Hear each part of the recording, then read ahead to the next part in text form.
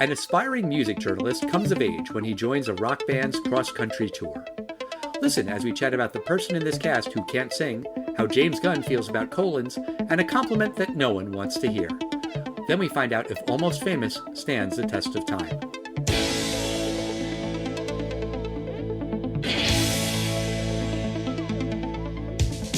Test of time, James and Alan have their say. Do the movies you love still hold up today?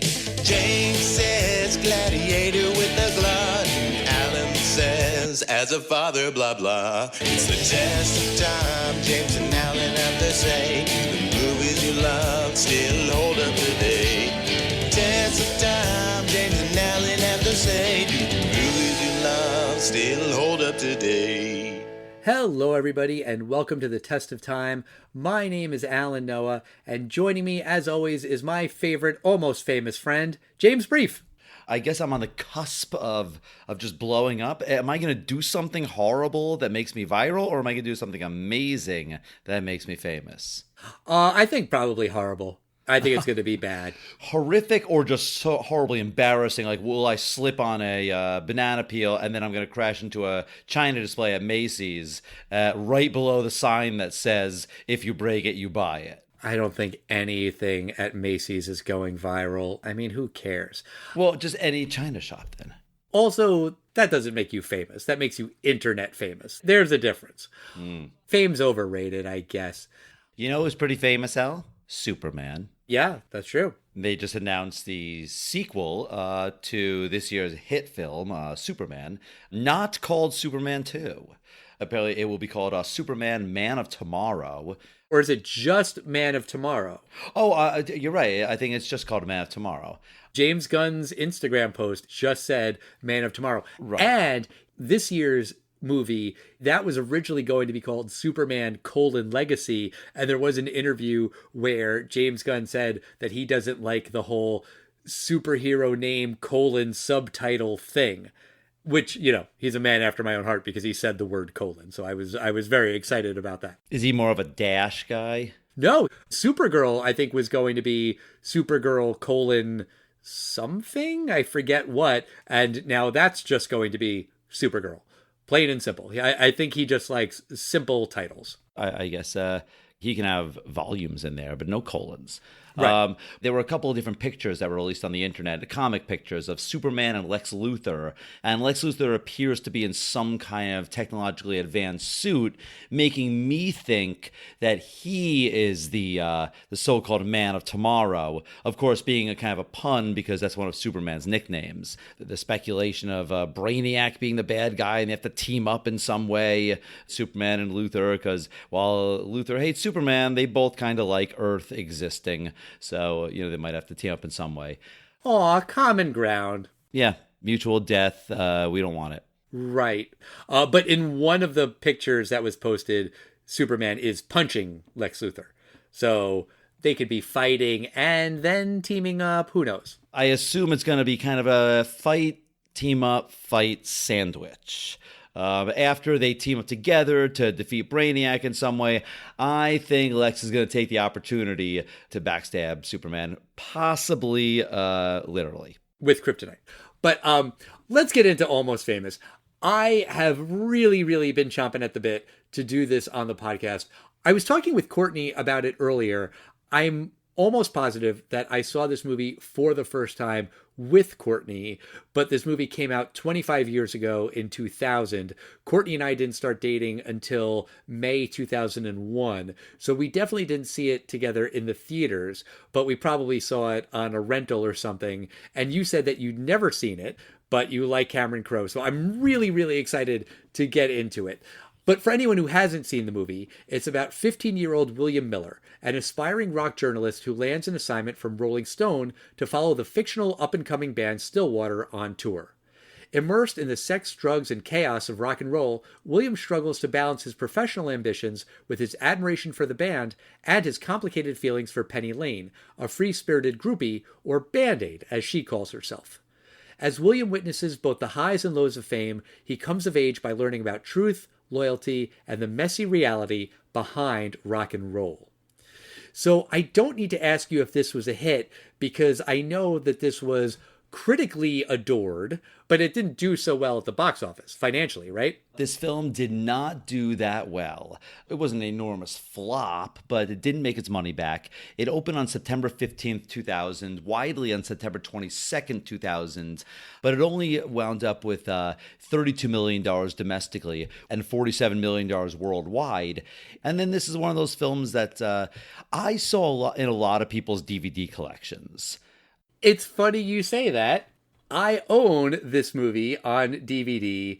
It is still in its shrink wrap. Our friend Mailer will think that's funny because he always used to give me shit about having DVDs that were in their shrink wrap. I watched the movie yesterday for the podcast. I watched it on Paramount Plus. It was just easier. So I still haven't cracked open the DVD. If you've seen it before, you could have watched it with your buddy Cameron Crowe. Maybe there's a director's commentary. No, that's not listed as one of the special features. Stillwater's Fever Dog music video, HBO behind-the-scenes featurette, The Making of Almost Famous, the Rolling Stone articles, cast and crew bios, theatrical trailers, production notes. Special features, not rated. Good to know. Wow. But not only is this Cameron Crowe's follow-up to Jerry Maguire, not only is it a big budgeted follow-up to the hit Jerry Maguire, where he was basically given free reign to do whatever he wanted. This was made by DreamWorks, which was still a young studio at the time. They believed in Cameron Crowe. They said, tell this story. This is a very personal story for Cameron Crowe. It's semi-autobiographical. When Cameron Crowe was a young man, he worked as a reporter for Rolling Stone. He got to hang out with a lot of bands. He spent a lot of time with the Allman Brothers Band, The Who, the Eagles. And so a lot of the things in this movie are not totally 100% accurate, but they are inspired by his life. There's a story where his mom came to visit him on set, and he didn't want her to hang out with Frances McDormand because she was playing a version of his real life mom. He told his mom, don't go near her, don't talk to her. He had to leave set for a minute. He came back and the two of them were chatting and having lunch together and they became best friends. There's apparently a lot in here that is based on Cameron Crowe's real life. And it does feel personal. Like there's something about this movie that, unlike some other coming of age movies, it just feels like this comes from a place of experience. Not surprising because Cameron Crowe wrote and directed it and based it on his life. You know, Cameron Crowe is known as a music guy. Yeah. He has a lot of good music in his films. Singles had a really famous soundtrack. Sure. Probably the most famous scene from Say Anything is when John Cusack lifts up the boombox and plays Peter Gabriel. Sure. So what do you think of the music in this film? The soundtrack for this movie is next level. It is amazing. It starts with America by Simon and Garfunkel, which is the song that's playing while William's sister, played by Zooey Deschanel, drives off because she's been driven away by her overbearing mom, and she's driving off to America by Simon and Garfunkel with curlers in her hair, which is a weird thing. But whatever. Feel Flows by the Beach Boys, Leonard Skinner, Led Zeppelin. Led Zeppelin did not license a lot of their music to movies. They did agree to license Kashmir to another movie that Cameron Crowe wrote but didn't direct, Fast Times at Ridgemont High. Cameron Crowe showed this movie to Jimmy Page and Robert Plant, and they loved it. And they were like, yeah, you can use our music in the movie. I think there's 4 Led Zeppelin songs in the movie. That's the Way is the only one on the soundtrack album. But Cameron Crowe spent a lot of money licensing songs for this movie. And you need to in a movie like this. Also, Stillwater is a fictional band, but they needed songs in the movie.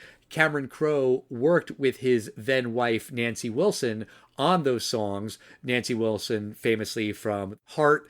So she knows what she's doing. She knows how to write a fucking rock song. Also, Peter Frampton was a consultant on this movie. Oh, and it's Peter Frampton from Say Anything, right? Or was it Peter Gabriel? No, it's Peter Gabriel. It is Peter. Okay, sorry. Yeah, but as a young man, Cameron Crowe wrote the liner notes for Frampton Comes Alive. And so Frampton kind of helps out Cameron Crowe here as a consultant. He also plays Reg, the road manager who wins Penny Lane and the other Band-Aids in a poker game at the end. He's supposed to be the road manager for Humble Pie. Of course, Peter Frampton was in Humble Pie. So there are a lot of, little music connections throughout. But I love the music in this movie. It's so essential and integral. Apparently, the record collection that William's sister leaves him after she goes off, that is Cameron Crowe's actual personal vinyl collection that they used for the movie. What is the first record that he sees? Or to me, it was the first one I noticed, and I immediately thought of Al. Oh, Pet Sounds. Yeah, and you used to talk about how this album was like the beginning of everything. I mean, it's a very important album in the history of rock and roll. That is a true statement. You used to play it up a little bit more. But I did appreciate that the reference here was Cameron Crowe saying, hey, by the way, this is a really important album. That's going to really rock this, completely sheltered 11-year-old boy's world. Yeah, and there's Rolling Stones, and there's Joni Mitchell, and there's Zeppelin, and there's Cream, and there's Dylan, and there's Who. I mean, there's everyone you would expect to find in that record collection. Yeah. I think my favorite part of the music in this film is there's a montage set, and you hear all of these songs from this fictional band Stillwater, and they all sound like 70s rock songs. I mean, and it's not all the same song either. It's kind of, this one sounds kind of like The Who, and this one sounds like the early 70s Chicago, and this one sounds like Stones, and it seems to be actually them. That's what they're credited as. Jason Lee, Billy Crudup. Jason Lee, I can get he can sing, but to do like 70s electric guitar, which is not easy stuff, I just thought that was pretty interesting that he actually did it. And Billy Crudup's a great actor, so I could see him, if he gets a role as a 70s rock star, he's got to go and take guitar lessons. Right. Apparently, the worst singer in the cast was Patrick Fugit, the kid who plays William in what's got to be the movie's most famous scene, definitely the most famous musical scene, when they're on the bus singing Tiny Dancer. Patrick Fugit apparently could not carry a tune. They had to really lower his vocals in post-production because the kid couldn't sing. That's also not the point of the scene. The point of the scene is that the guys are all fighting, but it's music that brings them together. And, in that case, it shouldn't be a Stillwater song. It has to be a real song that the audience knows. And Tiny Dancer is a beautiful, beautiful song. Everyone knows it. I don't think it's like the thing where Bohemian Rhapsody got a whole new life because of Wayne's World. I don't know that Tiny Dancer ever really went away. I feel like that's always just been a classic rock radio staple. But I mean, still, I'm sure it got a bump in the charts or whatever because of this movie. I did really like that scene. I thought that was a very good way of getting that band back together as opposed to some sentimental just talk, because at some level, they really do love music. It's everything. Music is everything to these guys. I think it's 90%. I Fair. think 10%, maybe 20% is the sex and drugs and all that 70s rock and roll lifestyle that's kind of depicted in this film. I think they're definitely not 100% about the music. No, but that's a very good point, because there is a discrepancy between what these guys in the band say and what they do. They talk about the music. It's all about the music. It's not about the money or the fame, although some money would be nice. And hey, the chicks are great too. And so, yeah, the lifestyle is very much a part of it. And I love the hypocritical part about, Rolling Stone, a fucking hypocrite, sellout corporate. What? The cover of Rolling Stone? Oh my God, that's amazing. He's the enemy. And oh my God, this is the greatest thing ever. Like that kind of thing. They call him the enemy because he's a journalist. It's not because Rolling Stone is corporate. They're afraid of Rolling Stone. Rolling Stone broke up Cream. Rolling Stone trashed Led Zeppelin. Rolling Stone is untrustworthy. Oh, okay. And that's true, by the way. Those things are true. I think maybe today you might accuse Rolling Stone of being a corporate shell or something. I don't know. But then it's just more fear. And that fear is because William, despite being a 15-year-old kid, is a journalist.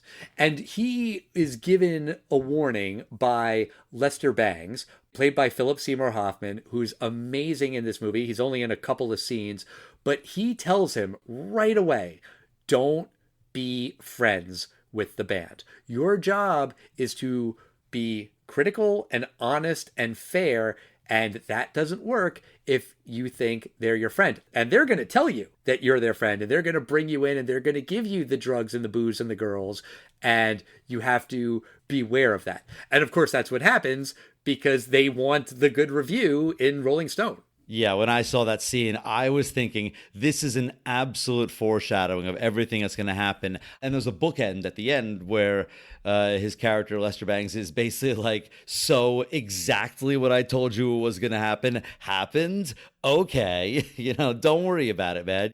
Lester Bangs is the Obi-Wan Kenobi. He is the wise veteran, wisdom. It's a cool character. I really liked it. I loved him in the film. Yes, and he was a real guy. He was a famous music journalist, a famous music critic. He did mentor Cameron Crowe. It's an important part of the movie. But let's get into Penny Lane a little bit. When William's first talking to her, she asks him how old he is. He says, I'm 18. And she says, me too. And then he says, no, I'm actually 17. And she says, me too. And then he says, I'm 16. And she says, me too. And then he says, I'm 15.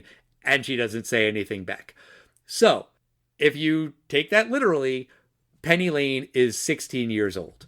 In real life, Kate Hudson is just about our age. She was born in 1979, so she's 21 years old when this movie comes out. She is not 16 years old. She doesn't look 16 years old.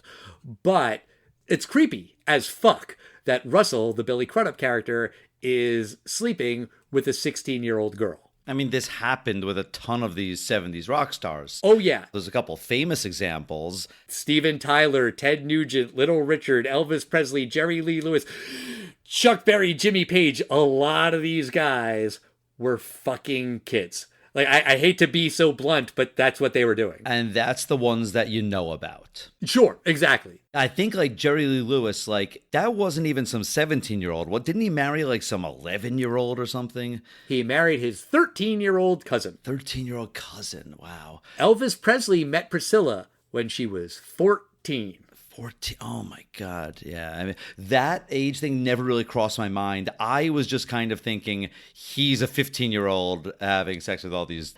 I assume that the other girls they're age appropriate for him. Yes. That he has sex with, because they make a big deal about how he's not a high school graduate. He's missing his graduation. Yeah. And he's lying about his age and stuff to Rolling Stone and even to them. And it implied to me, at least, that everyone else is over 18 and he's the only minor that's kind of hanging out on the set. That's really the vibe I got. Also, William is perceived as the kid. And Penny Lane and the other Band-Aids aren't, because even though they're young, Penny Lane's just 1 year older than him, she is far more experienced. She knows how, maybe not the world works, but definitely this world works. She knows what it's like to be on tour with these guys. She knows how to act backstage. She knows what to say, what not to say, who you talk to, where you get the drugs, what drugs you don't take. She knows this world inside and out. Also, it is kind of a real thing that girls mature faster than boys. Also, she's 20 in real life.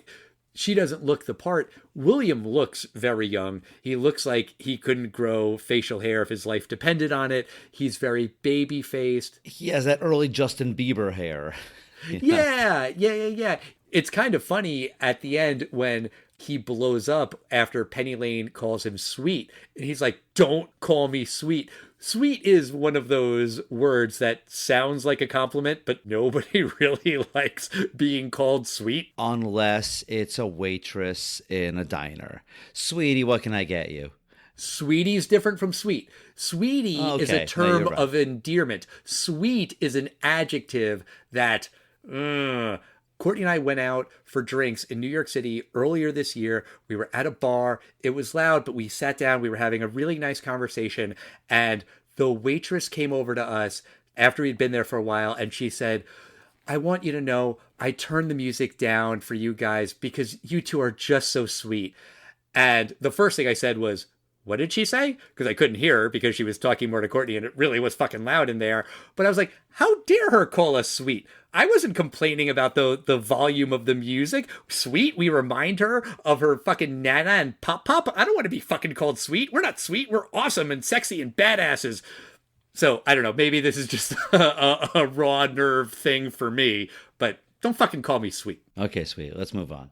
Hey, I like the fact that William was hot and bothered when Penny Lane calls him sweet. And he does call her out on her bullshit because she keeps talking about the real world as this mystical, far-off thing that she acknowledges what she's doing is not living in the real world, but also what is the real world then? If you're living and you're doing things and you're experiencing all of this shit, well, isn't that the real world? Yeah. The William and Penny relationship is, I think, brutal, but it feels real. It feels like a realistic teenage unrequited love kind of thing that's not even really love. It's more obsession. Like, he says that he loves her. He thinks that he loves her. I don't know that he really loves her, but you definitely feel that he feels some feelings for her.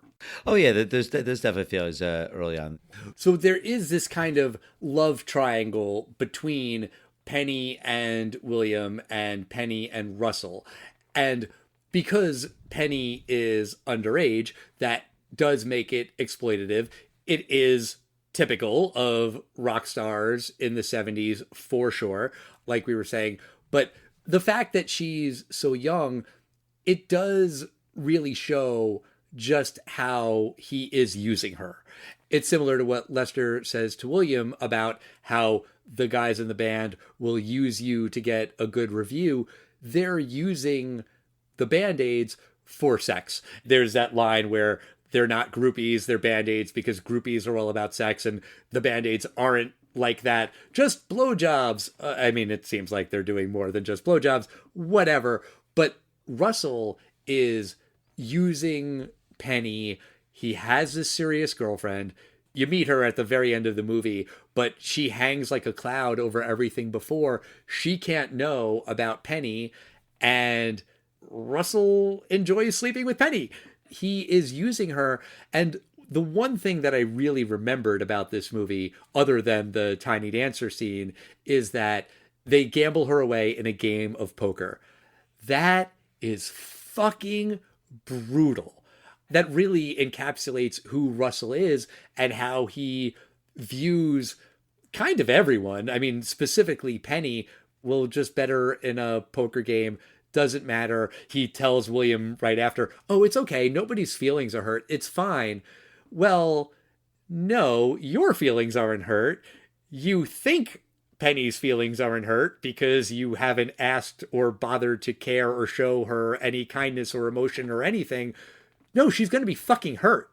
And when William tells her that they lost her in a poker game, she has a funny line of, well, what kind of beer was it? You know, because it was the girls and $50 and a case of beer. But she's crying as she makes that joke. She's clearly devastated.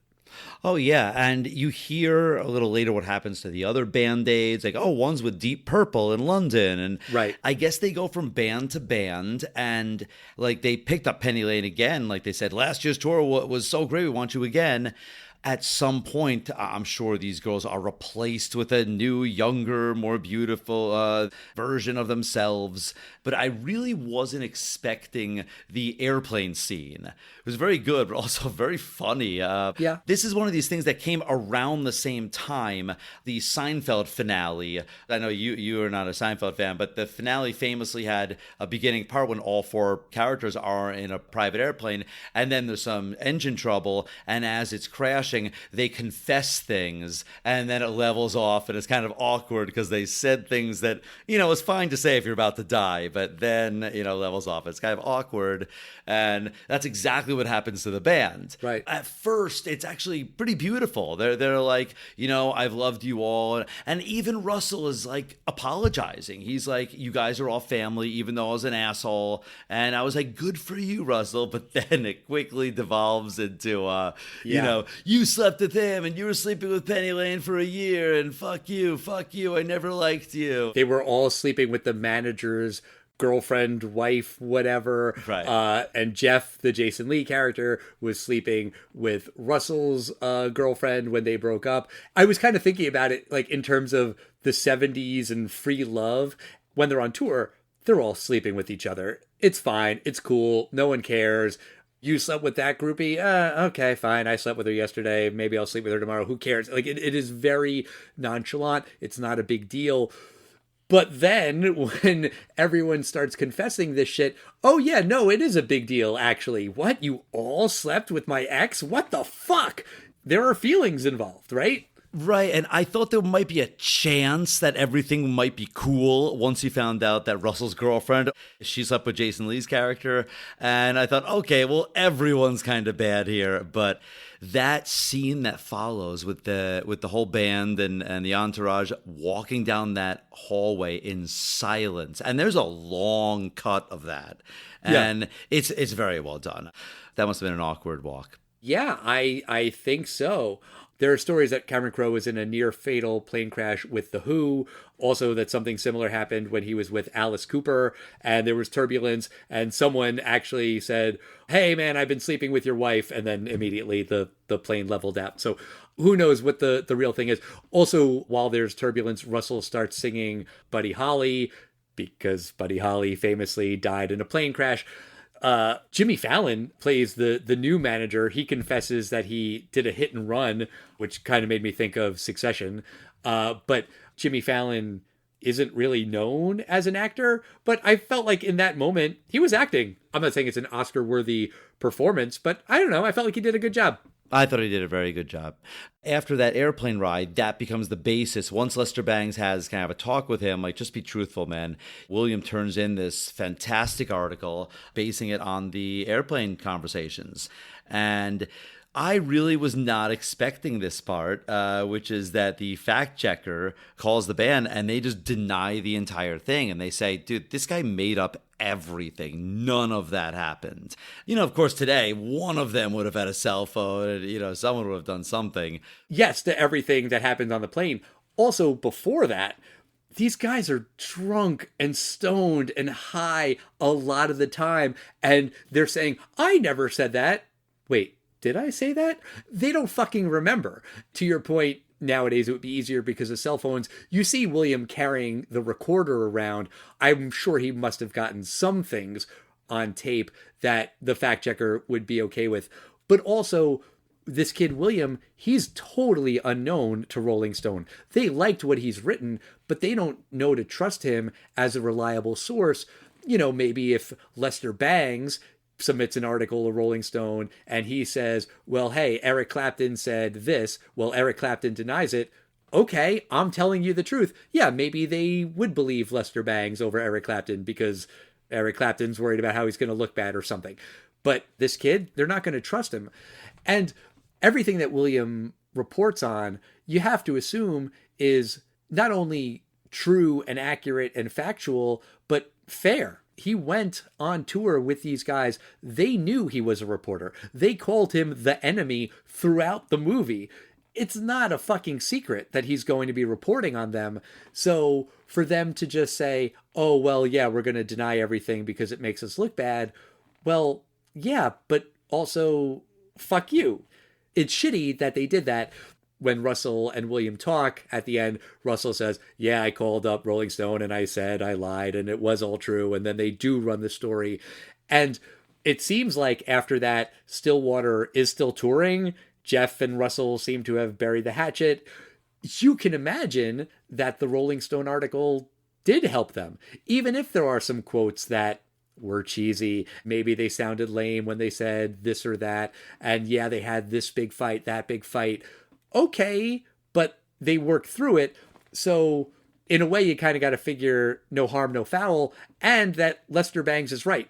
The best thing you could do, if you like these guys, if you want to do the right thing by them, be honest, be unmerciful. That is the right thing to do, as opposed to just writing a puff piece. You really made it when you made it on the cover of Rolling Stone. Yes, they might have a cover story on Nirvana, and then next to it, a little bit below it, they might say Jane's Addiction or something like that. But being on the cover is a big fucking deal. Yeah, I mean, they want to be on the cover of Rolling Stone. They sing that song by Dr. Hook and the Medicine Show. Absolutely. That's a big deal. It means something to be on the cover, and they know it. And I think also the band probably realized we have two choices. We could stay together and sell out stadiums now that every teenager in America has read about us, and our music's good. So now they have a personal connection to us. They probably got bigger than ever. Or they can go home, and I think it's the right thing to do, baby. Bury the hatchet and play and make millions of people happy and make a lot of money. I think it's a good thing to do. Now, the part I was really not expecting was when Russell's trying to get in touch with Penny, he says, fine, I'm really sorry, I want to see you, because he knows nothing about her. He doesn't know her real name or where she's from.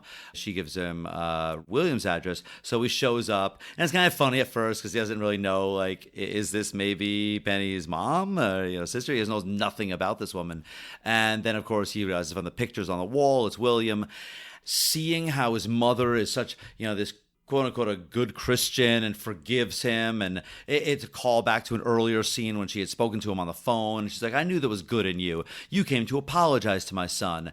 He's kind of like awkwardly like tricked into apologizing to him. But I was surprised when he says, I already spoke to Rolling Stone and told them that it was a lie. How did he come to that realization? That's a good question. I don't know.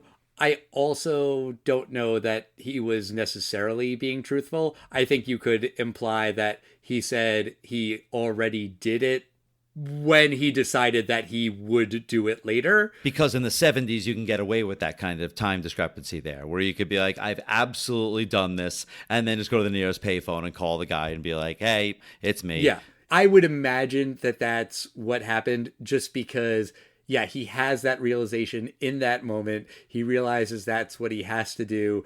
And it's far less impactful to say, hey, I'm going to do this thing later. Oh, are you? Will you? Maybe. He's untrustworthy. He knows he's untrustworthy. So it's better to say that he already did it, even if he didn't. That's a little white lie that we can forgive Russell for. I love the ending. I think that is the perfect way to wrap up this love triangle, because I think the movie kind of plays with your expectations. Is Penny going to end up back with Russell, or is she going to ditch Russell and end up with William? And the answer that feels like it is obviously correct is she can't be with either of them, man. She needs to be on her own. Russell is completely wrong for her, totally inappropriate relationship. Maybe she will hook up with William eventually. Sure, I can believe that. They both live in San Diego. Why not? But right now, she needs to be alone. She needs to go to Morocco on her own. And I like the way that she sets it up where Russell is going to William's house. They do kind of forecast that twist, because when he asks for her address, she goes and gets an address book and looks up the address, and then it says, got a pen, to Russell on the phone. She would need to look up her own address, obviously. I knew it was a prank of some sort. I didn't realize it was going to be William. All right. Well, James, let me ask you, what do you think about Almost Famous? Does the movie stand the test of time? I have to say, yeah, it's a really good Cameron Crowe film. I think the actor who plays William, I kept looking him up. I actually thought he was Billy Crudup at first. I'm like, wow, he looks really young and different. And of crazy wig they put on him. And Oh, then geez. I quickly realized, like, Billy Crudup's like 10 years older than this actor. But I think this guy, Patrick Fugit, I think he did a very good job. He plays like a kid who stumbles into a world he's not ready for. Kate Hudson is fantastic in the film. I think everyone kind of surprised me. Jimmy Fallon surprised me. There was Anna Paquin and Fairuza Balk. They were in there as well. Beju Phillips. Jay Baruchel. I always love that guy. He's fun. Rainn Wilson is in it. And Mark Marone, he has a small little part there. Who? You mean Mark Maron? Oh, Mark Maron, sorry. Oh, man. You did like a stereotypical Italian accent with that. Mark Maron. To be fair, we do have a friend from college whose last name is Marone. James did. Sure. I didn't notice him in the film, but apparently the late Mitch Hedberg, he was in the film as well in a small role. Yeah, in the poker scene. He's the road manager for the Eagles. Oh, okay. The obvious joke, which stands the test of time. What do you think? Mick Jagger's still going to be doing rock and roll when he's 50? And, he's still doing it when he's 80. 82. Yeah, 82. And I really liked it, the first and only time I've seen it. So, yeah, stands the test of time. What do you think, Al? I really love this movie. It checks a lot of boxes for me, just in the kinds of things that I like. I like a movie that feels very personal for the writer, director, in this case, the writer and director. I like a good coming-of-age story. I like movies about an unrequited first love that's destined to fail. And when the movie doesn't do the typical Hollywood bullshit thing of these teenagers fall in love and then they're together forever. They're not, okay? So don't make it seem like they're going to be. It's got an amazing soundtrack. It's about music. It's a love letter to music and rock and roll. I really love everything about it. It's a coming of age movie and it's a rock and roll movie and it's a road trip movie. It's also a movie about authenticity. We were talking about that, about how Lester Bangs keeps saying, you have to tell the story as it really is. You can't be friends with these guys. Jeff, the Jason Lee character, he even says early in the movie, you gotta make us look cool. Well, if you say, make me look cool, then you're not cool, because make me look cool is the least cool thing a person could say. When they go to that party and Russell jumps in the pool and he says, I'm a golden god, which he later denies because he doesn't remember because he's high on acid. But the reason they go to that party is because Russell is saying, I need something real. I need something real. I need real things and real people in my life. So there's this strive for authenticity, but also that is a direct contradiction to make me look cool. Make sure we look good in the Rolling Stone. We don't want to come across as amateurs. And you can argue that, okay, well, Rolling Stone as a magazine is less relevant. And hell, even any publication in any media is less relevant now. And hey, everyone has social media and you can kind of control your own narrative and your own story and your own brand. And that's true for any musician or actor or politician or anyone. But at the same time, it's still about authenticity. People want to come across on social media as authentic, even though they're not, because they're curating exactly what they post and what they don't post and what they say and what they don't say. And even though you still have control over what you put online, you don't have control over public perception. Kind of like I was saying earlier with, that Rolling Stone article, it came out and Stillwater continued. It's totally conceivable that people read that and liked the band more. You don't know how people are going to react. And yeah, maybe something that seems really cringy, people might like and find it charming or endearing, hopefully not sweet. But it might be a positive thing. And something that you think is really great and authentic and wonderful, people might say, ugh, that's terrible. You don't know. So I think that the theme of authenticity and wanting to be liked and wanting to be loved, that is relatable. It definitely stands the test of time, whether you're a musician who wants to be on the cover of Rolling Stone or you're just a person who wants to look good on Instagram. It's the same fucking thing, man, at its core. So yes, I love this movie. I adore this movie, and I 100% think it stands the test of time. I was a little bit even thinking about it in terms of Rushmore, which is another movie that came out right around this time that also has a killer soundtrack, that's also a coming of age movie about a nerdy kid who doesn't fit in, who has an unrequited love that's clearly not going to go anywhere, but he's so convinced that it will. But of course it's not, man. And he's got a quirky older mentor. Maybe there's just something about that kind of thing that I just gravitate to. I don't know what that says about me, but I love Almost Famous. This is a great movie. And I'm really glad that you liked it too, James. Well, I'm always happy to do any kind of podcast with you, like I've done 400 and something times. Why don't we do it at least one more time, Al, and tell us about next week? Yes, well, that's going to do it for us this week. Next week, we're going to be talking about another movie that I've also been itching to do on the podcast, Best in Show. That's another movie that came out in 2000. It's got a 25th anniversary, and that's as good as an excuse as I need. I'm really, really excited to watch Best in Show. It's been a few years for me, so that should be a fun time. Absolutely. In the meantime, we want to hear from you guys. We are at Test of Time Pod on Facebook, X, Instagram, and Threads.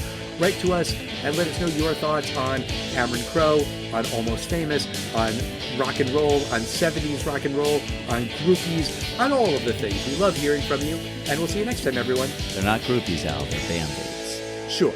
And bye.